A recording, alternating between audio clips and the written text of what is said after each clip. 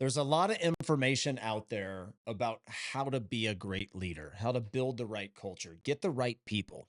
And no matter how hard it is to execute on those things, there's information out there, whether it be from me on my show, whether it be other companies, other podcast hosts, whatever it is. There's a lot of information out there. Some of it's very valid, some of it's not. Right. So you got to figure out who you want to listen to, what messaging resonates, what works.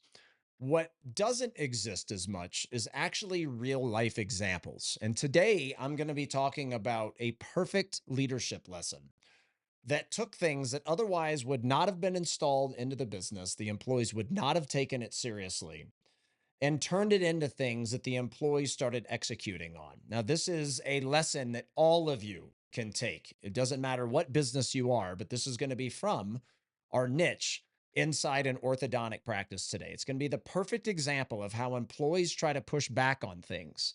And then you have a choice, right? Do you let them push back and do you let them run the show? Or do you be what a great leader does, a great parent does to the kids? And lay down the line and hold people accountable and say, this is how we're going to do it. And I'm going to guide you. I'm going to hold your hand. I'm going to be a part of this. And I'm going to make sure this becomes reality. It's going to go from being challenged and hard. And I'm going to support you through those times. And we're going to make this become reality. And we're going to become great at it because this is the vision. This is the future. This is what we're going to do. And today we're going to be talking about not about hey, how to do it, things like that. I'm going to give you a real life example of exactly how it was done, A to Z, and how it helped transform what's going on inside this person's business. And again, it doesn't matter what business owner you are out there, this will help you. And it's going to be an example from a real life scenario that happened inside one of our customers' practices. So if you're ready, let's go. Welcome to the Brian Wright Show audio experience. A podcast dedicated to transforming lives, careers, and businesses. And now your host. He's a husband, father of two, an international business and life coach, the founder and CEO of New Patient Group and WrightChat, and a consultant and global speaker for some of the finest companies in the world, such as Invisalign and many others. Now, here's your host, Brian Wright. So one of our offerings on our top-level coaching program is me coming into your business. And there's a lot of good that comes from that. There's also a lot of change and a lot of struggles that come from doing it the way you do it today and moving towards a new way of doing it. And one of the biggest challenges leaders have out there is not ideas. It's not even innovation a lot of times. Some are better at that and forward thinking. Some are better at that. But the real challenge all of you have is not the idea. It's the change, because changing human behavior is the greatest leadership challenge out there. It's tough. There's pushback. People quit, right? Or they threaten to quit. You may have to fire some people that aren't on board, right? Advertising and pay-per-click is easy. You say, hey, let's try to find the right company. Here's my money. I'm going to sit back, right? But all of that's the Band-Aid to the wound. The real change, the real greatness, if you will, that rips off that Band-Aid to where you're never going to need it again is internal change, from culture to how you train your people to the organic digital marketing content that you need to shoot to look and stand out online. That is difficult. And it's why a lot of people don't go through it, right? It's why a lot of you think advertising is your problem when your real reality problem exists inside your doors in a multitude of ways. So one of the things that we do when we go on site is a lot of role plays, right? Is that the majority of every on site? Pretty much, right? Pretty much practicing, discussing it, us giving coaching feedback, both positive, constructive, and get better. Let's do it again. All right, let's get better. Let's do it again. Let's articulate the specials in a different way. All right, now let me give you feedback. Let's work on the new patient phone call, that first initial phone call coming into your business, presenting money, all the touch points. We role play them and practice them over and over and over again. And for many of you, that is what's missing most from your business, is that you don't do that with your people. So therefore, your people are unprepared to deliver things in any given scenario in an unexpected way that creates a mindset of the people you want to sell to or people that you have sold to, right? That gets them to spend more with you and be happy doing it and go tell the world about it at the same time. Well, I tell all that because it leads me into the story that I'm going to be telling you today. And what all of you must do is mimic the story that I'm going to be telling you today if you want real change to happen inside your organization. Is this the only way? Of course not. But it is absolutely one way and a necessity for all of you out there.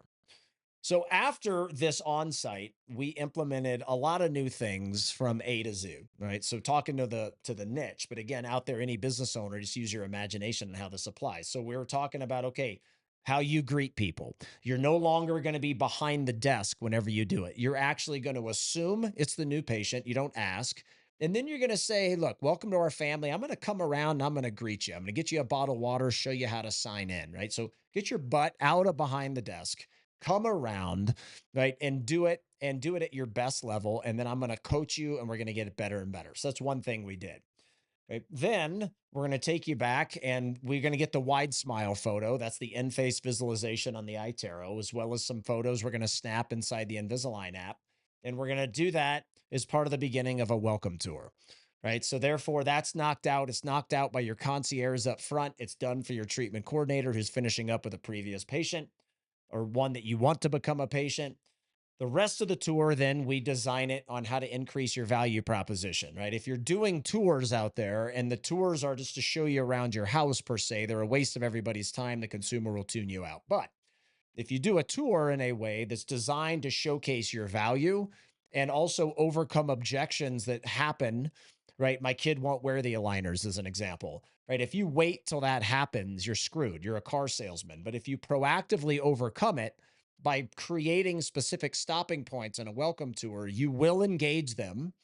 And it does work at a really high level, but it's got to be done a specific way or you're going to lose today's consumer. So we did that, got that implemented, doing a bunch of TC things, et cetera, A to Z. I don't need to go into all of them, right? So we're making real change happen. So I leave, after a really good day of training, and I follow up with the business owner, with the doctor, a couple days later, and she's like, yeah, I come, they're not doing it. Like all the notes that I took and all the things that I sent to the team, we're just still doing it the old way. So what she did and what we install into businesses is what we call our OSM, Operational Success Meeting. And we're changing that name right now. We're changing it to, I don't know. But it's at minimum, it's a 1 hour weekly time block in your schedule where you role play things. You set the vision, you set the direction, you hold people accountable, you shoot social media content, right? You have time to work on your business. And therefore, whenever the audience is in the stands, you play basketball better, right? It's practice time. So many businesses out there blows me away. Nobody would ever, if you file, this isn't even sports. This is if you're going to be good at piano, you got to practice. You can't just show up to the recital in front of 10,000 people and play the piano, right? If you're going to be better at basketball, you can't show up in front of 50,000 people and be good as a team. You got to practice. Well, guess what? Your business is absolutely no different. You can't have customers walking in, sitting at the tables all day long in your restaurant, patients in your practice, and be great if you don't have the discipline to time block your schedule and actually work on how are we going to sell these specials? Where do we source the food? Taste the food. You're not going to get better at the new patient phone call and presenting money and all the things if you're not practicing it and making sure the direction is set. So how the weekly meeting works or how it's intended to work is exactly what this doctor did, right? So she noticed things that weren't happening, right? We're not making the necessary changes, and team members typically resort back to their old ways or they never implement the new way. So in this case, it was never implemented. She saw it. So she, at the weekly meeting, sat everybody down and said, look, here's what I'm seeing. And this is not what we worked on when Brian was here. We worked on a bunch of new ways and we took notes, right? So what we're going to do is I'm going to set the expectation right now, because clearly I wasn't clear before, and that we are going to do these things. We may not be great at them, right? Brian knows that. We all know that. But that's not going to keep us from getting it implemented right away, right? And I did a podcast a while back. I don't know when this one's going to come out, but I did one a while back that talks about how great leaders implement quickly, and then use a very disciplined, methodical, focused approach on taking the idea and perfecting it, right? They do not do it the other way around, meaning they don't take a methodical, slow approach implementing it. No, they implement it fast, screw it up, and then remain focused on getting it better and better and better. Right, so she had this conversation with them. She's, we're going to practice this again. We're going to use this weekly meeting, this hour, right, to talk about this. We're going to role play it. And I absolutely have the expectation that all of you implement this immediately and start doing it the way he taught us to do it. Right. And the feedback when I got off the phone with her the next time is guess what? They're doing it. Right. And they're doing it because the leader set a very clear direction and then found out that it wasn't clear enough, right? They weren't doing it, whether they were scared to do it, it was just change, whether they were lazy to do it, whatever it is, none of it really even matters. As we went back, and because she had the time blocked in her schedule, she then used the weekly meeting to set the direction and the vision clear once again. Set very clear accountability measures on top of it on what's going to happen if we don't implement this right away. Said, I'm going to have your back and my full support. I don't expect you to be great at this right away, but we're going to spend the rest of this hour role playing this. And I have 100% full expectation that it's implemented on the very first patient, very first customer that walks through the door. And it will stick forever in this business, in this practice moving forward. And we will not have this conversation again. Right? Guys, that's leadership. Leadership is not noticing, or first of all, the good part too is she even noticed it, right? She's on the floor, she's paying attention. A lot of you don't pay attention, you don't even know what's going on. So she knows what's going on. Then she wasn't a pushover. She didn't let the kids sit on the countertop over and over again when she said we're not going to, right? She held her ground. She set the standard. She set the vision. She's told him what would happen, how she's going to hold him accountable. What's the consequences if we don't do this? How I'm not going to have this conversation again. And now we're going to role play and we're going to get it better and better and better and better. And that, everybody, is exactly how you run a great business that will achieve eventually, right? She's not there. This practice isn't there yet. This business isn't there yet. It's not an overnight thing, and it's never about one thing. But this business, this practice is on the journey of achieving a famous brand. This is how you do it. A famous brand is not created with advertising and marketing. A famous brand is created with exceptional leadership and how you train your people to interact with those that you want to buy from you and after they buy from you. That creates a famous brand.